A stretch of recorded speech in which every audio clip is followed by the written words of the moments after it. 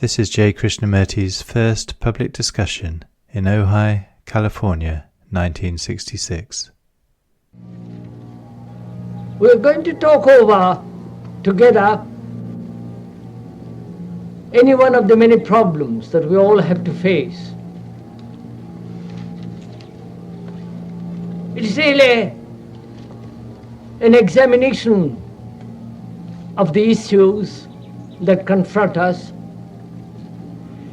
And if we can take one or two at each discussion, or perhaps only one, then we can go into it not only in detail but more extensively and deeply. To do that, one has to be rather serious.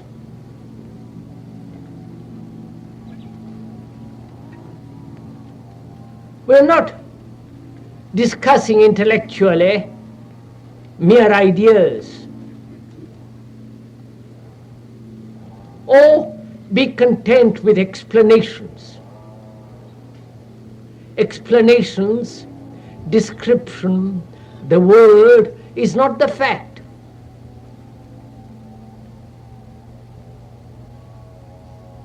The word war is not an idea, it's an actual state that is going on in the world. So the word, the explanation, the description is not the fact. And merely to be content with description, explanation, has very little meaning. So if we would discuss, or rather, I prefer that word, talk things over together, we should, I think, not be content merely to intellectually examine, but rather expose the problem to ourselves.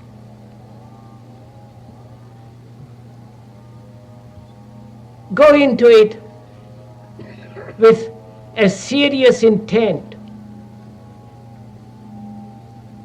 And to be serious, one has to go not only at the beginning, but to the very end of that issue, so that the thing becomes very clear, not only verbally, but actually. Then, when there is clarity, there is action. Clarity is not different from action. When you see something as dangerous, you act immediately. So if we could, this evening and the other three discussions that are going to take place here, if we could hesitantly, in an inquiring state of mind, not curious, but with the urge to find out, and not be satisfied with any explanation, then perhaps a discussion or a talking over together this evening might be useful. So what shall we talk over together? And please, let us talk over together something fundamental, not how to grow something or other. Would you discuss the problem of war and aggression?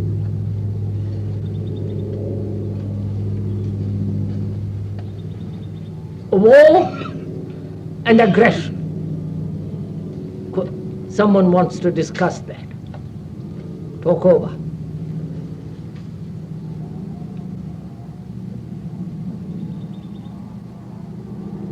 I'd like to know, sir, why animals and little humans have to suffer so unspeakably. Why do animals and human beings suffer so unspeakably? Little human beings. A little small children. Human beings, generally, especially children and animals, suffer in some. Why?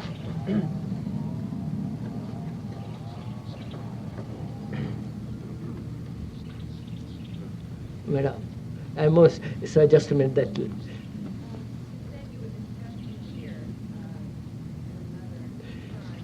you said you would discuss fear. Would you go into it? You see me. Is it possible for a person really to look at the branches of the trees against the sky and really to listen to the sounds of the audience and at the same time follow closely what the speaker is saying? I would like to have you discuss what you mean by total attention and right listening. The questioner would like to discuss whether it is possible to give total attention to what is being said and at the same time look at a branch, a bird on the wing. I'd like to discuss the problem of violence and cruelty. Violence and cruelty. Now that's enough, I think, wouldn't you?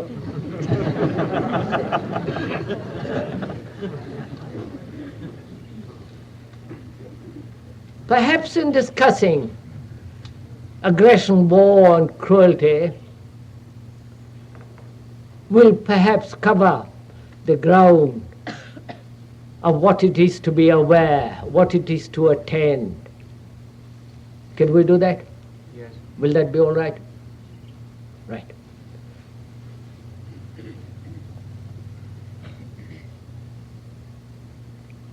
There is war, violence, aggression. That's a fact, not an idea.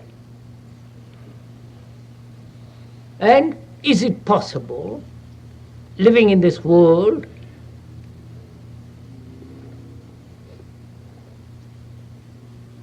to be non-aggressive, not to have war? That's what we're going to discuss, right?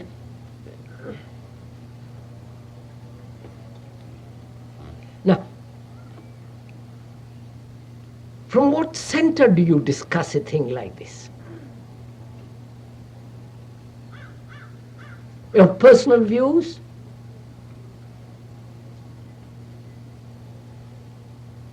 Personal views guided by one's inclination, temperament, or because the society says so? How do you explore a thing of this kind?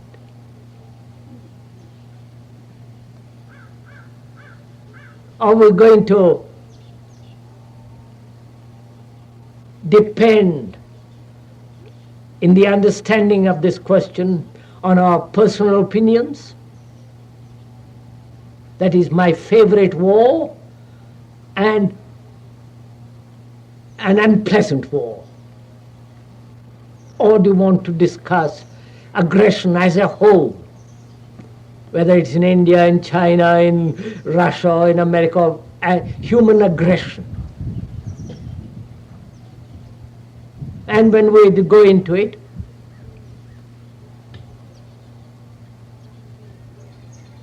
are we discussing it, talking over together merely verbally, or really want to find out whether man, a human being, you and I, can be really free from aggression?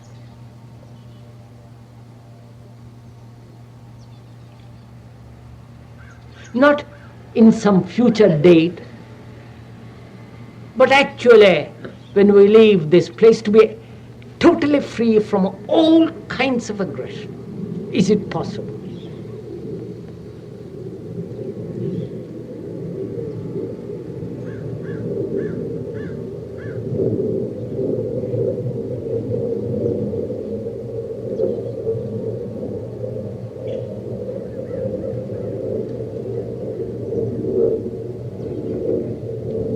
First of all, let's take the fact that we human beings, like so many animals, are violent.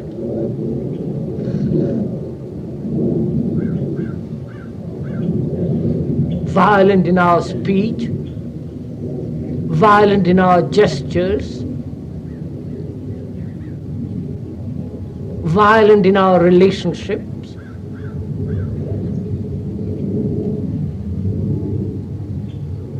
violent when you are competitive, greedy, envious.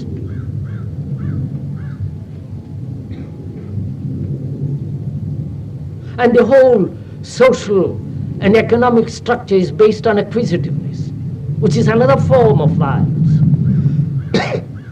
Not only there is the physical violence, outward violence, but also there is the inward violence.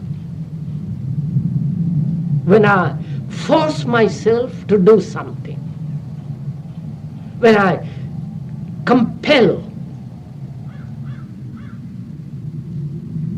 myself into a certain attitudes,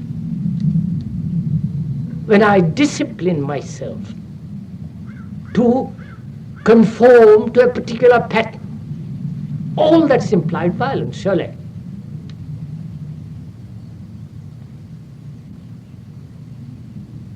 Isn't there a difference between force and violence? Vipal? Don't you say there's a difference between force and violence? Force. You're equating them now, aren't? Isn't there really a difference? None at all. I'm just putting them all together, spreading it out for us to look.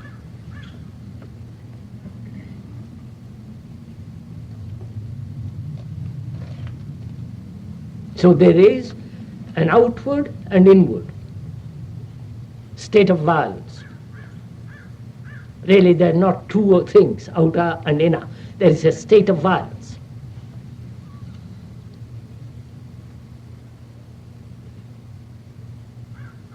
And also, there is the ideal of non-violence, which is not a fact. Right? When I realize I am violent, what is the use of having an ideal of non-violence?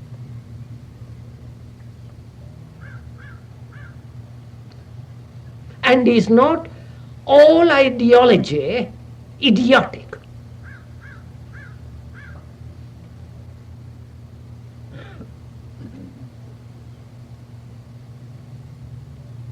Doesn't matter whether it's communist ideology or the religious ideology, the idea of brotherhood, say for example, which is idiotic. Why should you have an ideal? The fact is, man is not brotherly, full stop.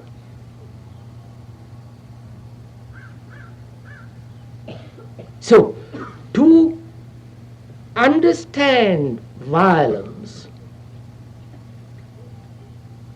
as human beings are, we must be rid of the idea of non-violence, the ideology. And why do we have ideologies at all?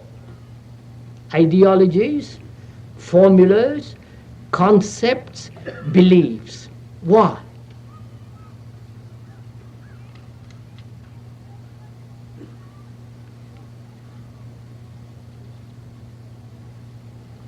We say these ideals are necessary as non-violence because it helps me to guide myself when I'm violent. It acts as a brake, or it acts as a lever. It gives me an encouragement, an inspiration to get over the fact that I'm violent. Isn't that so? I don't know. This is not a one-sided talk, please. That's clear enough. So, when we are discussing or talking over together violence, is each one of us free from the ideal of nonviolence? Then we can proceed. If a man recognizes himself as being violent, but he avoids stepping on ants or working around the garden and disturbing little animals and things like that that live in his area, is this an idea? No, sir, don't reduce it immediately to little worms and garden and all that, but let's look at it first. What is involved? Please, sir, just let's look at the whole problem, not just go immediately to the detail. Get the picture first.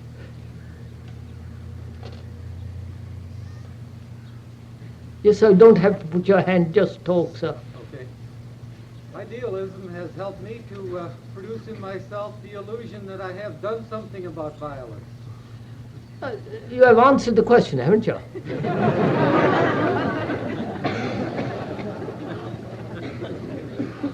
No, sir, this is because, you know, for centuries upon centuries, we have lived with ideals, ideation. Good, one must be spiritual, violence and non-violence, ideals. And why? Before you can get rid of the ideals, why do we have them at all?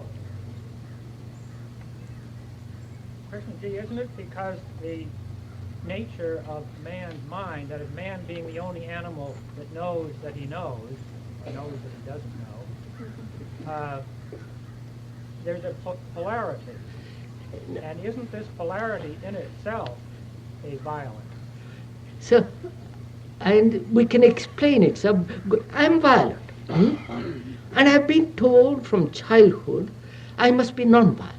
The ideal has been put into my mind. I say to myself, why? Why does an ideal exist at all? Sir, isn't this a problem of mind that always exists in the pole of opposites, where it's hot? We are going to go into it, sir, but first, we're examining. Do we not have to want something better before we can have something better? Do we not have to have something better before we can change what is? You know, the better is the destruction of the good. And so, do please go. Then it must be that the idea comes about in the child from the parent in order to protect society against the child growing up and taking over and whatnot, so that the child will be controlled. So let's stick to one thing and we'll go through with it. Man, as we know, as each one of us know, one is violent in different ways, consciously and unconsciously, knowingly and not knowingly. And there has been this ideal preached throughout the world, non-violence. That we know, that's happening all the time. It is used as a political instrument, and also it is used as a means of helping one to get rid of violence. Hope. That is so. Now, let's proceed from there. Now I ask myself, why do I have to have an ideal of any kind, not only non-violent, but of any kind? To avoid looking at the problem. To avoid looking at the problem.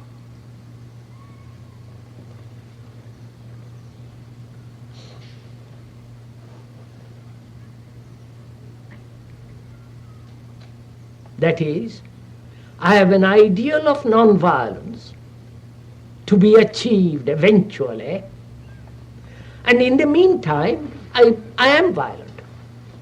I'm sowing the seeds of violence. Actually, I'm not interested in being non-violent. That is an eventual thing. But it gives me a great delight to be violent now. Delight, pleasure, I want to retaliate, and so on, so on. I'm asking myself, why cannot I put away all ideals? Please listen, all ideals, and face the fact. Face actually what is.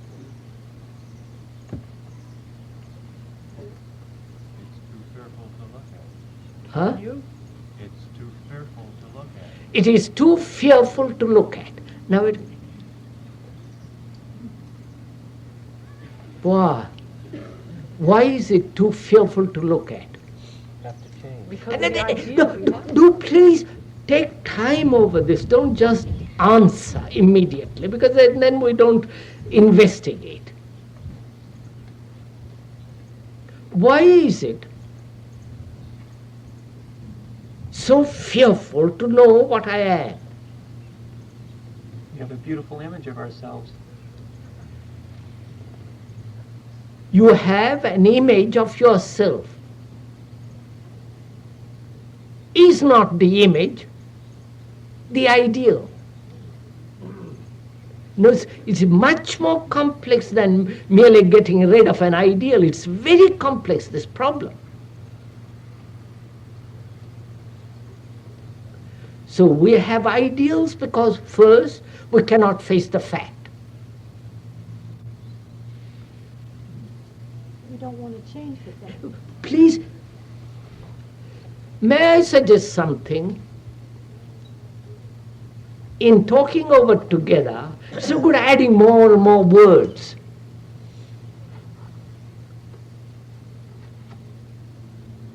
What we are trying to do is to look at ourselves in a mirror. And this is a very good opportunity for each one of us to look. And why do we object to looking? Actually, what is? You say, well, I have an image of what I am or what I should be. I don't like what I see. I'm frightened of what I discover in myself.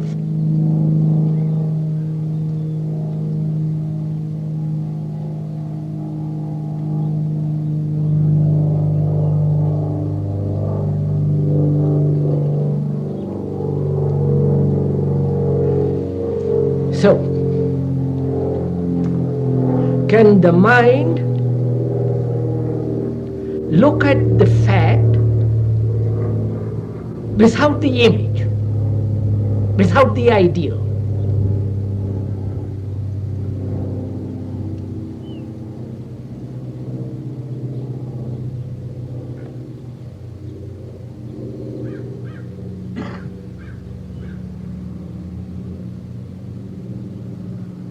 Can I know, realize, be aware that I'm stupid, that I'm violent, and not try to run away or explain it away or justify it or condemn it, but the fact, observe it, to observe that fact. If you look at the ideals themselves and see what they are, you may see that you are stupid. Do I recognize my stupidity through comparison? Huh? I say if you look at the ideals themselves and see what they are, you see what they really are. And, obviously, if I look at my ideals, if I have any, then I see how absurd they are, how unreal they are. Is that it? Then we get rid of them. But it's not quite so simple.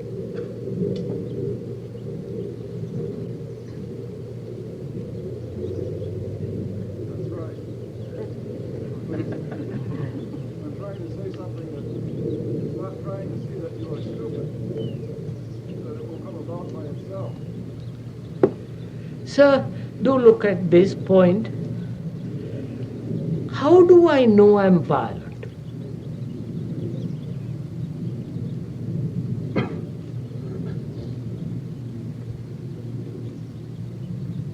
Because somebody has told me? Because there has been the ideal of non-violence so fixed in my mind that in comparison to that ideal, I find myself violent.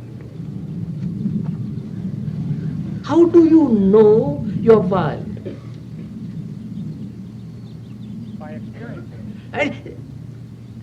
How do you know when you are hungry? You are hungry, right?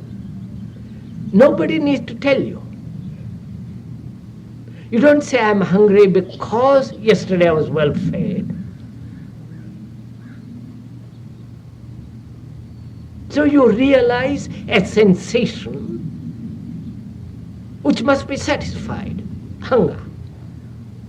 And you directly are aware of it. Nobody has to tell you. You don't have to compare. Now, is one aware in the same way of violence? Yeah. You are, Madam, this is one of the most difficult things. You can't say yes quickly, so quickly. You may, but we can't so quickly answer. It's a very difficult issue. Then the question arises. You know, if you feel like clobbering somebody.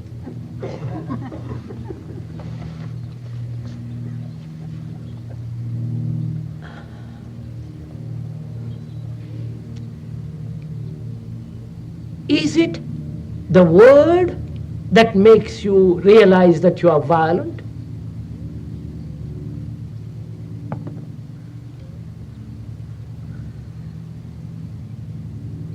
Or do you know violence, temper, wanting to hit somebody, retaliate and so on, aggression and all the rest of it, non-verbally?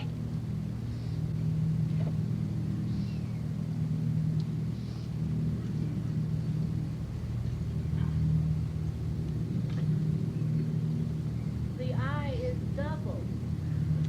Upon, Madam? The eye is dual. We are not discussing for the moment the I being dual. Please, this is really, do give little attention to this, which is, do I know that I am violent because of the word? Sir, apparently some people are not really in contact with their deeper feelings, with their emotions. Is that true? Because if you are, you know.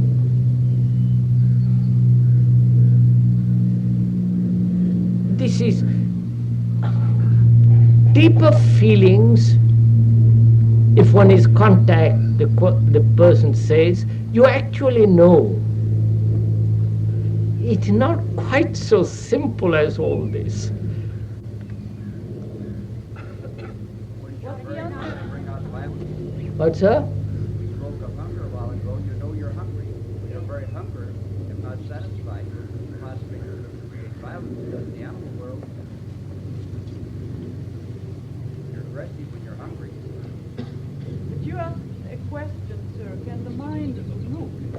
You said, can the mind look at the fact without the ideal? Is it yes or no? I'll say no. But I want to know whether you would say yes or no.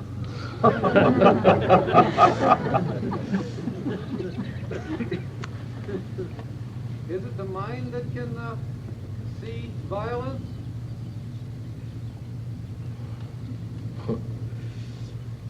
Violence is a natural appetite. Sir, it's obvious we are violent. What is the point that we know we are not violent? Because to bring about a radical change, a complete mutation of a mind of a human being that has been nurtured in violence, aggression, for centuries upon centuries. One must approach it differently. And that's what we're trying to do. If we want to change violence totally, and if you make an effort to change it, it is still part of violence.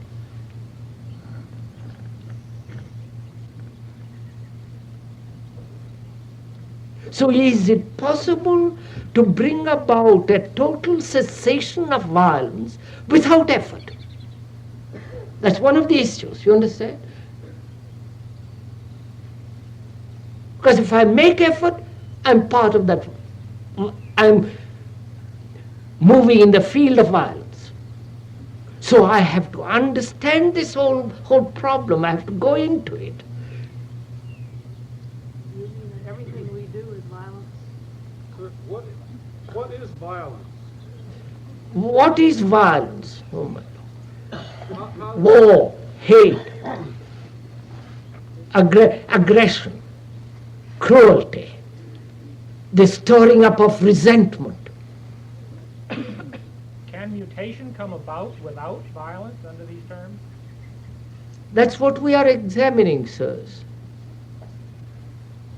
By seeing it as it exists, seeing it for what it is, as you have said before, without condemning or without condoning, merely looking at it, will not that bring about the cessation of violence in yourself? That's what we're asking, sir. We haven't even inquired. We don't even stop. We're precipitating with words. Can I look at myself, my violence, without justification, condemnation, trying to deny it, escape from it, but actually look at it? Let's limit our talking together to that one issue. Could it be maybe that violence does have a place? It isn't always.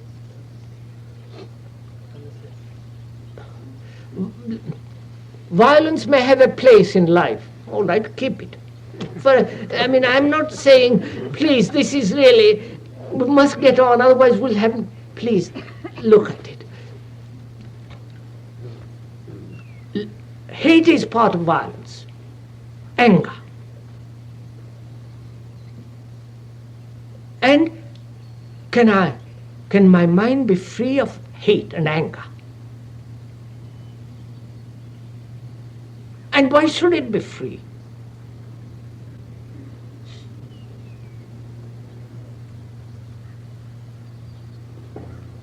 Unless you inquire, go into it, you cannot answer all these questions.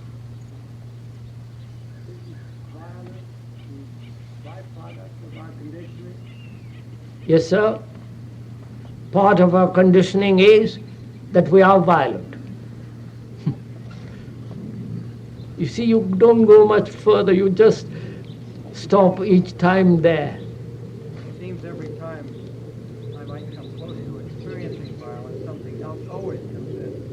A justification, explaining it away, liking it, disliking it.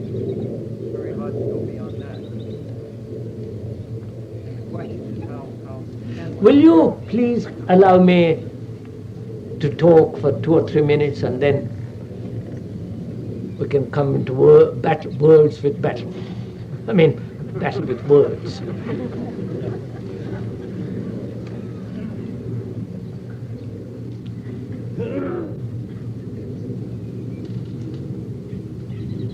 First of all, I realize a human being, or one realizes a human being, one is violent. Violence being anger, hate, the desire to hurt somebody, and much deeper, violence is a part of that psychological system that makes you conform. And also, still, there is the violence of trying to become famous, fulfill ambition, greed, envy. All that's part of violence.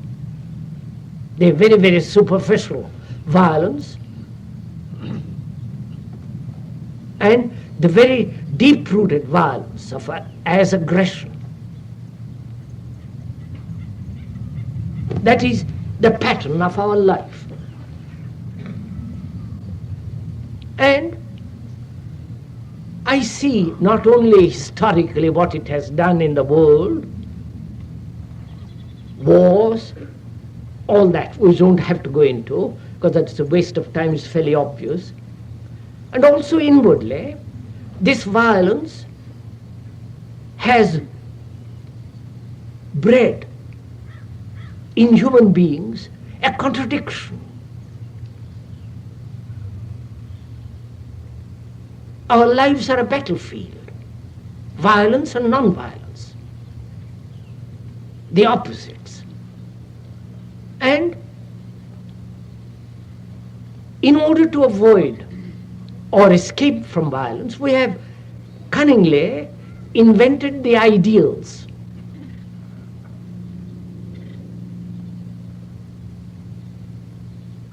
Non-violence, being peaceful, being brotherly, when we hate everybody, and so on, so on, so on.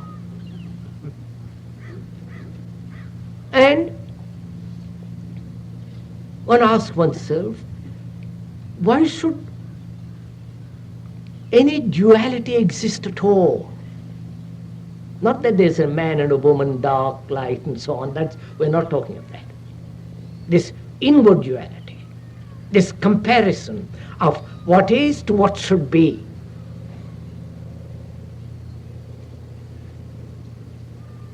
And this comparison bring about an ending of what is. Or does comparison between two pictures make me understand the one picture?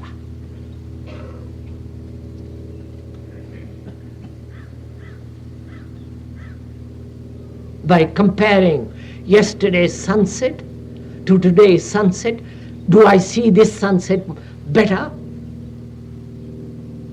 Or in a school where one boy is compared to another boy and in that comparison destroy the other boy? So one realizes in examining, looking, the ideals as a means of getting rid of what is utterly meaningless.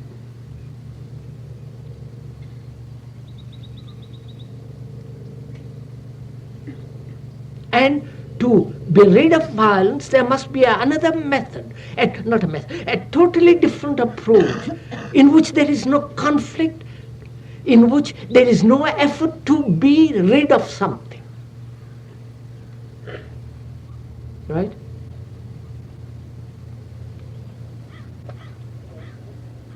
What happens if I find out that I'm violent and keep on doing it? No, we'll come to that. No, I would say for my choice, if I become aware that I am violent and I feel it hurts me or whatever it is, I just look at it and drop it. If I look quietly and become aware that I am violent, I will stop to be violent.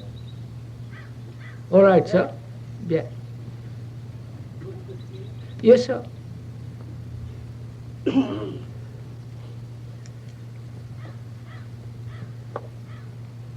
So my question is,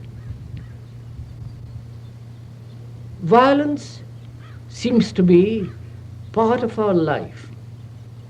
And also part of our life is to get rid of it. Make an effort to justify it, or to suppress it, or to pretend that it isn't there, and so on. That is, the exercise of will to get rid of violence is still part of violence. Right?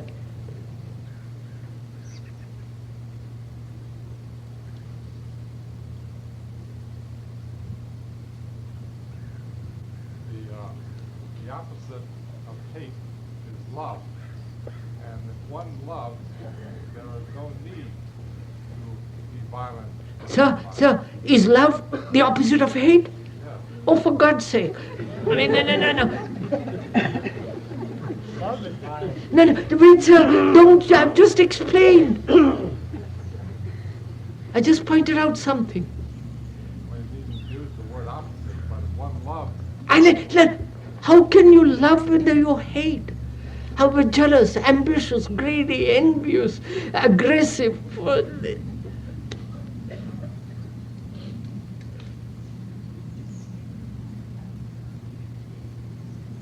So,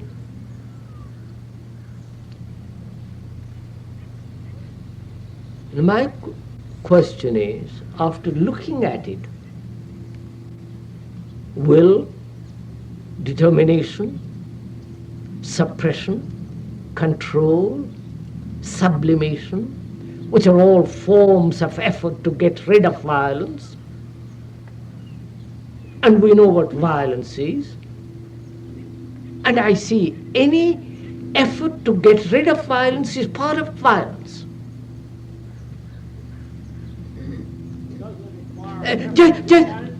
What's up?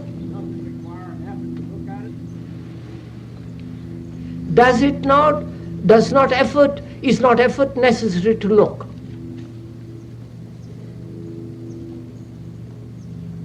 Huh? What do you say?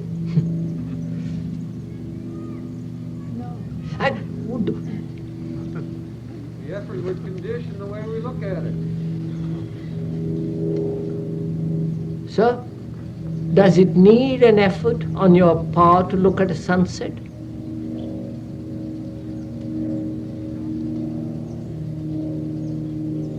Or some face which you like to look at?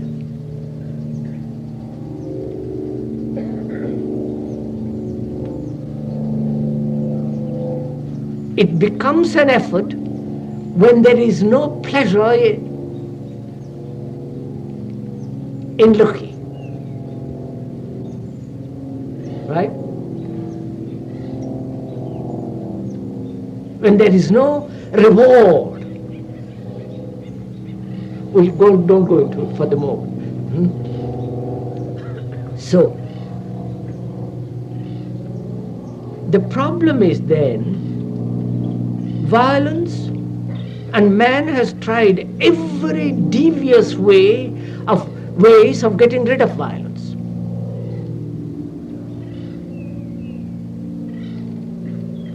Communities have been formed in which every kind of violence was denied, and so on.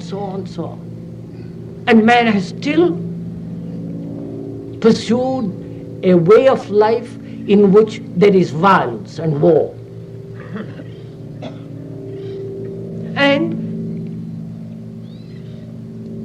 one asks oneself, is it possible to end violence without effort? Do you understand now the question?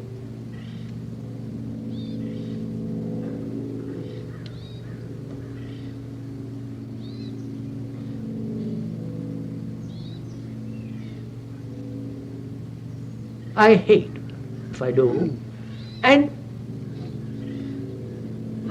my conditioning says it's not right, and I make an effort not to hate. But that effort is part of hate, and yet I realize hate must come to an end because it's too ugly, too brutal and conflicting, and all the rest of it. So is it possible to rid of violence immediately, without any motive and without any effort? does it take effort to love? Sir, I'm holding on to one word called violence. Try to get rid of violence. Huh? What's up? I thought we were trying to eliminate violence. Ah!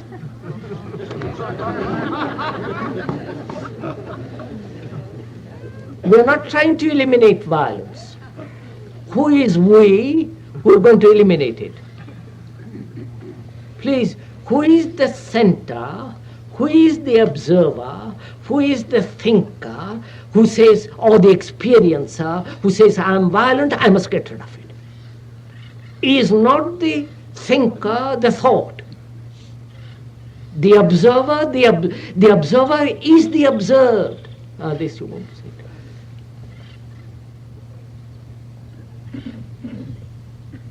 Is this all too abstract?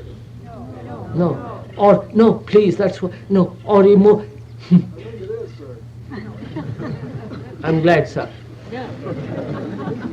I'm glad somebody says it is abstract. Sir, sometimes one is that question.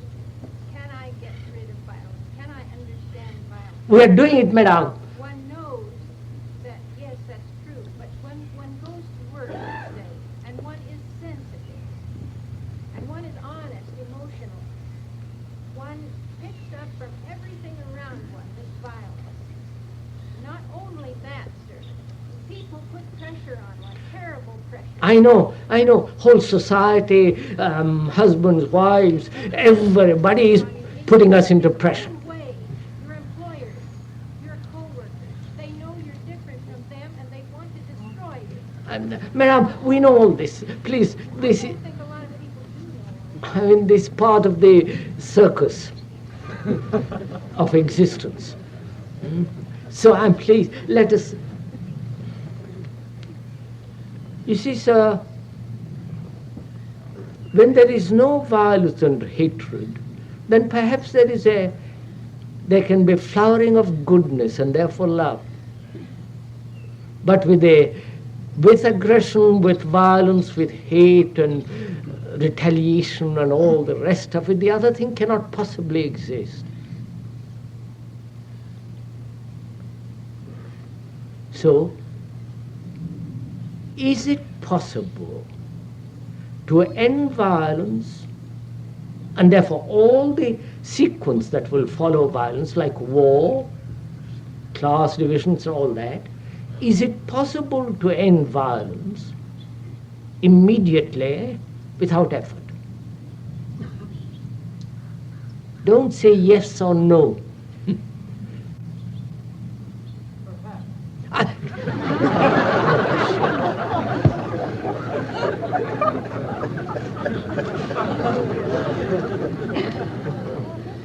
If we are aware... No, sir, don't. Not if, no conditional if. No conditional. Sir, I'm violent. I see what is involved in it. Historically, inwardly, what is the result of violence in my relationship, sexually, in every way. I realize what it is. And I ask myself, is it possible to end it immediately?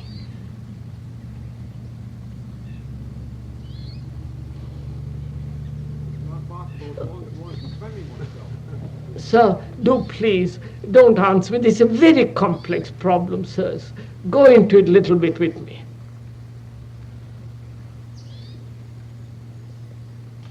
You ask yourself that, you don't know. We are going to find out, sir. We are going to go into it step by step, if you will go in with it.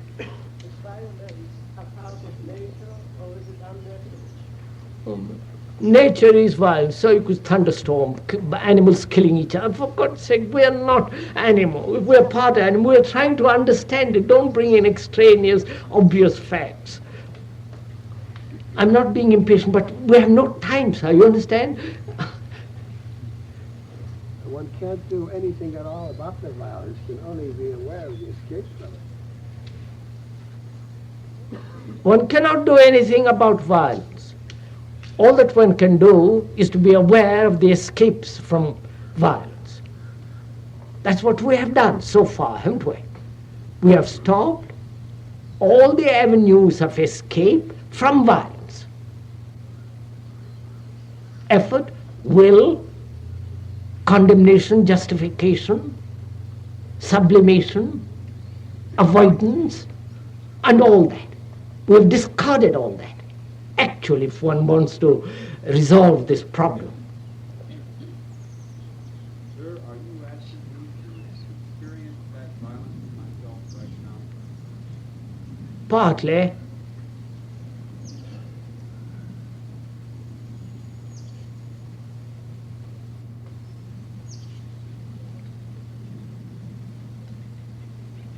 So let us look at it differently. Some human beings have a habit of smoking. I'm taking the most trivial thing. And we either give it up because doctors have said it, or the and so on, through fear, or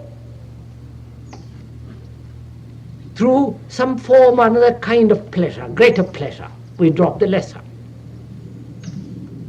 Now, is it possible to drop smoking immediately?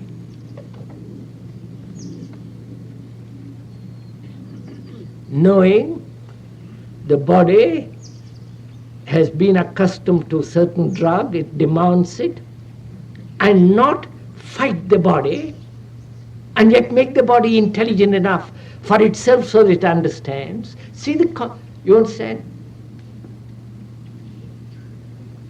So that there is no effort involved at all.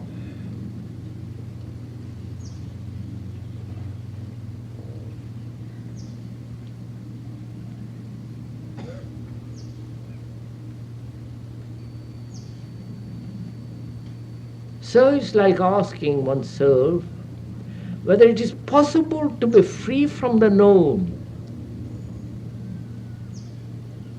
Because the violence and all the ideologies about it and against it and for it is the known. We all know it. Now, is it possible to be free of the known immediately? I'm putting it different ways.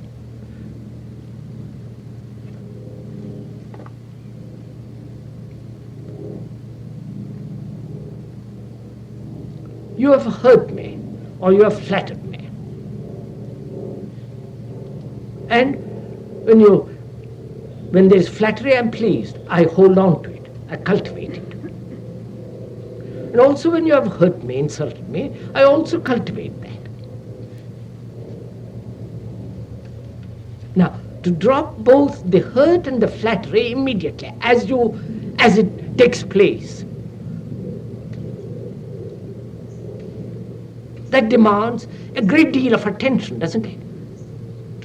A great deal of awareness as you're being insulted, to know that you're insulted, not to react, and to know perhaps what the other says about you is true, and see the whole picture and understand it completely and end it as it takes place.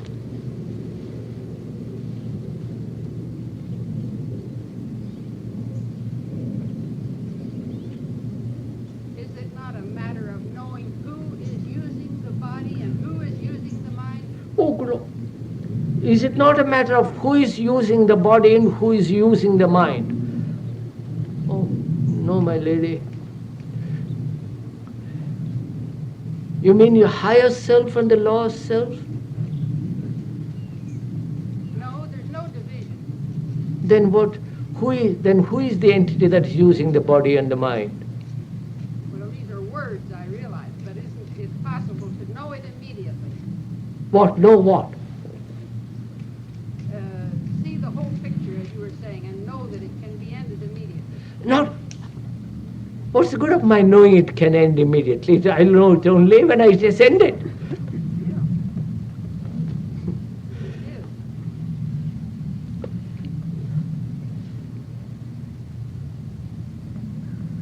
Look, when you have a toothache, do you go through all this?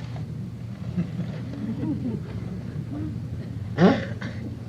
Arguments and pros and cons, justifying it and looking at it differently, higher self, lower self. You go to the telephone and make an appointment and rush. There is no question of argument.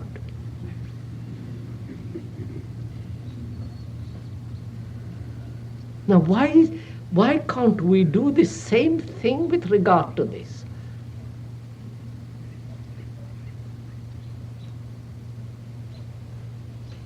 What is preventing us seeing that we are violent and ending it? Huh? Nothing. Sure? Sure. I'm sure. I don't know about the others. We like the sensation of violence and we don't want to end violence. Then don't end violence. If you like the sensation of violence with all its things, have it, carry on. You're not meeting the issue at all. Too bad. Is it possible to use violence not of the past, but from moment to moment? So. Face it from moment to moment. But it then not disappear without bringing in the memory. So don't it becomes very, we'll go into it. So first see the question, whether it is possible to end something immediately, especially when it gives you pleasure. All these things you talk about indicate a certain tendency. Obviously, sir. When a child, when a child lays in the crib, and you stick something at it that it doesn't want, you push it away. That, in its own way, is its own violence. Of course, sir. The man who has the cigarette will realize that this is a tendency. Quit smoking the cigarette because, to a certain extent, he is able to understand and not smoke because somebody told him not to smoke. So I understand a physical fact is fairly simple to get rid of immediately. But a psychological fact is much more difficult. And that's what we're trying to do.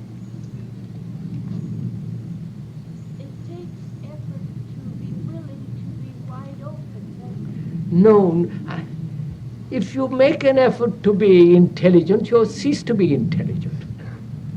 This is also psychologically obvious, isn't it?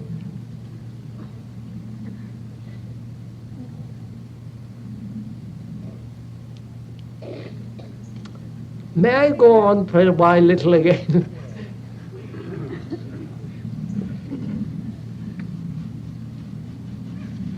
Look, sir, being violent, as a human being, one realizes that it one carried on year after year, month after month, centuries with this violence, and never ended it. And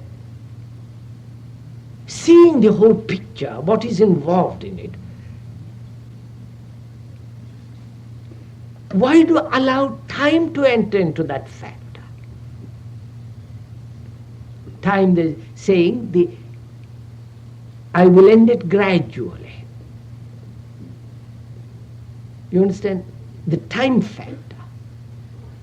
It is this time factor that is preventing you from acting immediately.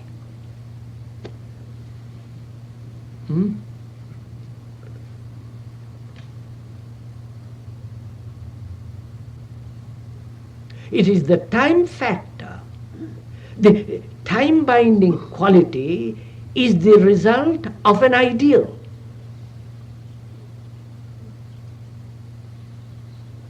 I don't know how... Not the mind bound in time and So don't just see, of course, the mind is the result of time. You see? Now, why do you have this time-binding quality which says, I will get rid of it? The will. I will get rid of it. The time element, which means the future, the tomorrow, the next moment. Why is the mind conditioned that way? Why do we say, I will get rid of it? Because then we don't have to do anything about it now. Madam, please examine yourself, not answer me. It's pleasure. No, sir, much more is involved in it. We are always functioning within this time period. Over a period of time, we have built false relationships with others, and we represent certain things to them, perhaps. Our relationships are false, therefore, I see that if I do anything right now about it, I'll be very disturbed and have to do a lot of things I might not want to do. That is one of the factors.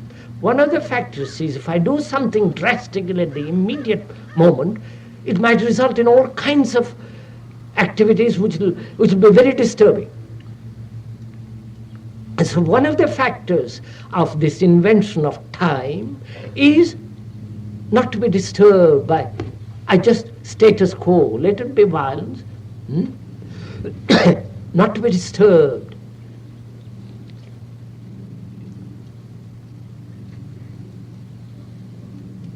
Violence is a disturbance, and it demands a release in the moment. But Another matter to be quiet in that moment and see it as violence within the self. yes, but if I get rid of, if there is an immediate freedom from violence, my mind may foresee something in which there will be greater disturbance too. So I say, please, let's carry on as it is. I will have an ideal to get rid of it and carry on this present game of playing violent, of being non-violent. So you see, what is actually taking place here now is we are objecting to look at the fact that one is violent, and to come directly into contact with that fact.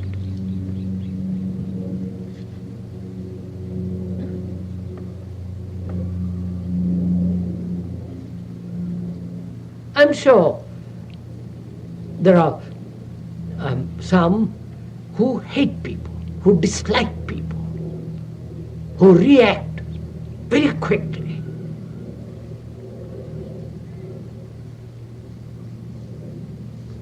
And is it possible not to hate at all?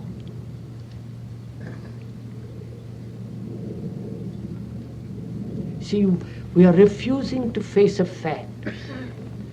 And when you do face a fact, how do you face that fact?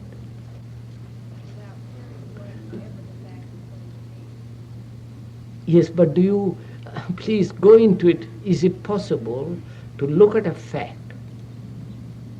of violence, without justifying, without condemning, without trying to do something about it, just to look? It's so difficult. Yes, sir, that's what we are doing. Everything, life is difficult. Don't take... what, sir? I'm not complaining. It's so difficult because I'm trying to see what it is that we're missing in the... So let's begin from a different... No, sir, I need the picture as you have it. We see the consequences of our... We see the violence. We see the consequences of it. We see that if we look at it, what the consequences to ourselves may be. And we don't see one other thing, the full consequences of the violence itself. We don't see enough somehow. Sir, when you look at a tree, do you look at it? Or do you look at the image of the tree you have in your mind?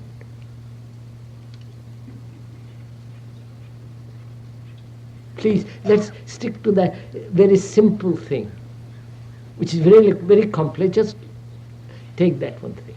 There is a tree, that oak tree. Do you look at it, or do you look at the world and the word that creates the image, and that image which you are looking at, not at the fact.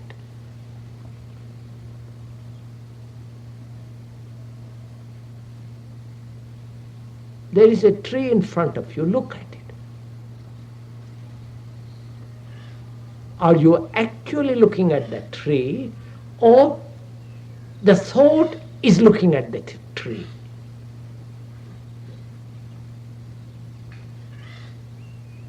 Now, you heard the crow cawing there.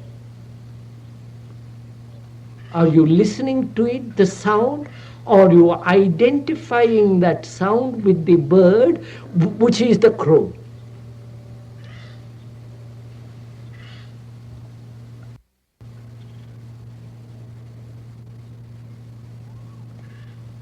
Can you look at somebody without the image that you have about that someone?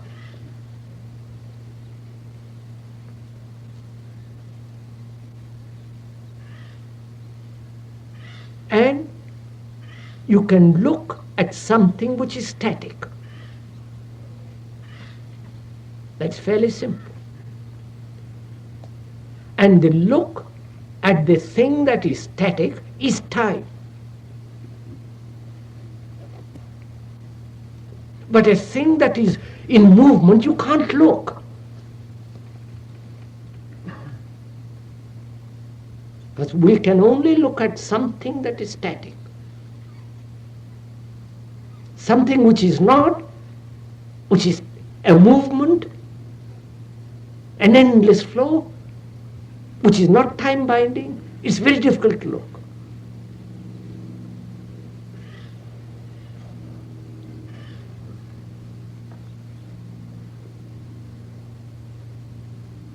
So can you, when you look at a tree, your mind is already so active.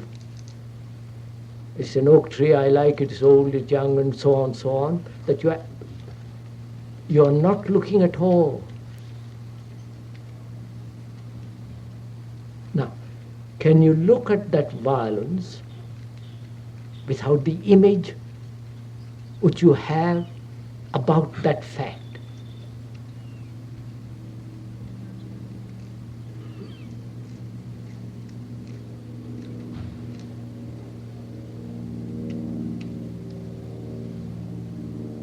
And when can you look at any fact?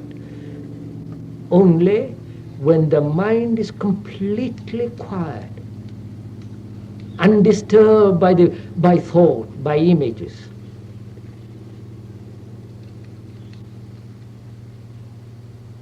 Now, can I look at violence, the feeling of it, the fear of it, the nausea of it, the whole structure and the meaning of violence, with complete quietness of mind?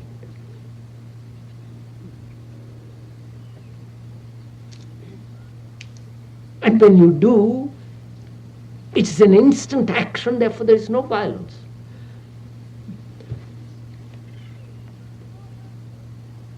It's only the very disturbed mind that's violent.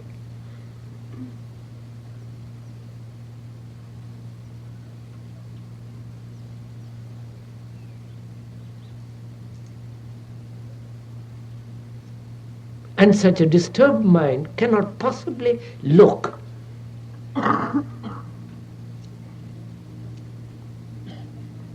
Oh, here.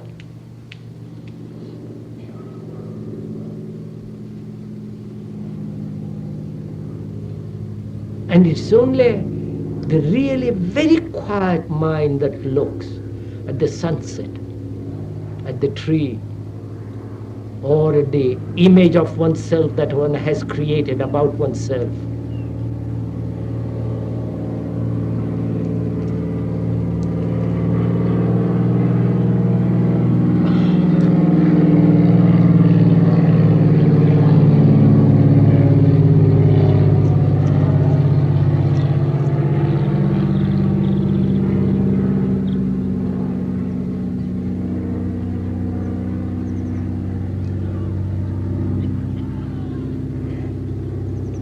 You see, effort exists as long as there is the idea of gradualness.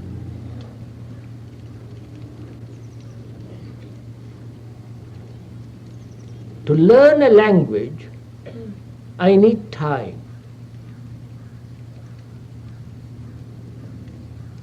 Many days, many months.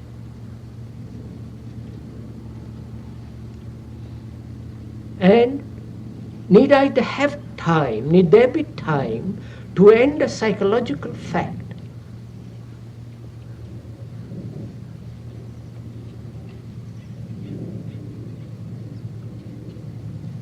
And the ending of a psychological fact, as anger, violence, and so on, is only possible when the mind is in immediate contact with the fact.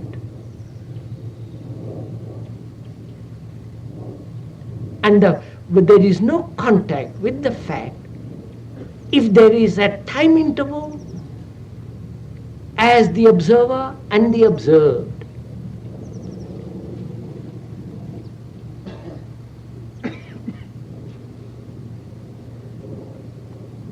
And only the mind that's very quiet, that's capable of observing, and it's only a quiet mind, really quiet mind, that observes, that sees, that listens.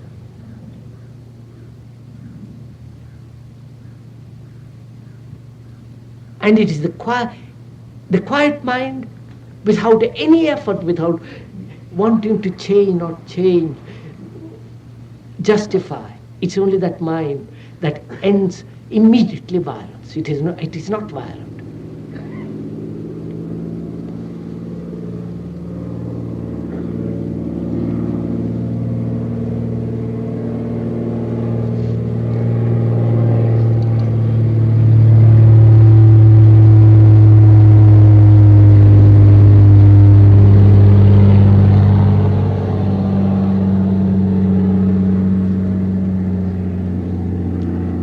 So let's be clear the meaning of these gatherings for discussions. We are not intellectually meeting at that intellectual level at all, or at the verbal level, or at an emotional level. What we are trying to do together is to understand these problems. And in the understanding of the problem is the ending of the problem. Not in some future date, not tomorrow, but immediately. And the immediacy of ending a problem is only possible if you give your attention, step by step, go into it. Not jump to any conclusion at any time. And having concluded, proceed from that conclusion, which is another form of idiocy.